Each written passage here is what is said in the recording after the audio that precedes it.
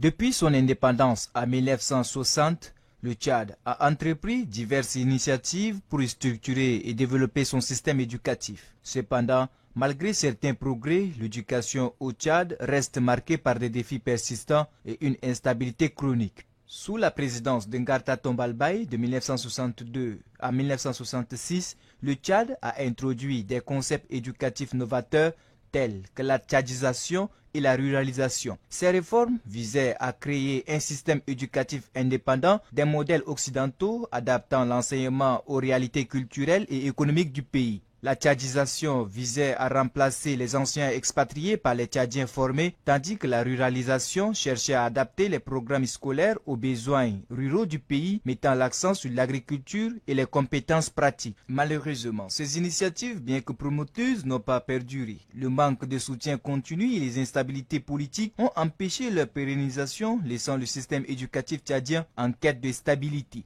Dans les années 70, le Tchad a commencé à recruter les enseignants sans formation pédagogique adéquate. Cette politique a eu des répercussions graves culminant dans une baisse significative du niveau éducatif à partir des années 2000. Les taux d'admission au baccalauréat a constamment diminué, reflétant les lacunes du système. Deux facteurs principaux expliquent cette situation. La surcharge en nombre d'élèves par classe et en volume horaire, il faut ajouter à cela les grèves répétitives. Alors que dans une classe, on ne doit pas avoir plus de 30 élèves, ce qui permettait à un enseignant d'être plus efficace. Aujourd'hui, les classes peuvent accueillir plus de 100 élèves, rendant l'enseignement et l'apprentissage extrêmement difficiles. Malgré la création de nombreuses écoles et universités à travers le pays, les problèmes fondamentaux du système éducatif tchadien demeurent. Les grèves, qu'elles soient initiées par les enseignants, les étudiants ou les élèves, perturbent fréquemment les années académiques. Les revendications portent souvent sur les meilleures conditions de travail et d'études, soulignant les déficiences structurelles et logistiques persistantes. Pour certains, l'époque coloniale est venue comme une période de rigueur et de discipline, souvent idéalisée comme l'âge d'or de l'éducation tchadienne. Après l'indépendance, le système fonctionnait encore largement sur les structures héritées de la colonisation avec des règlements stricts et une surveillance accrue. Cependant, ces perceptions doivent être nuancées.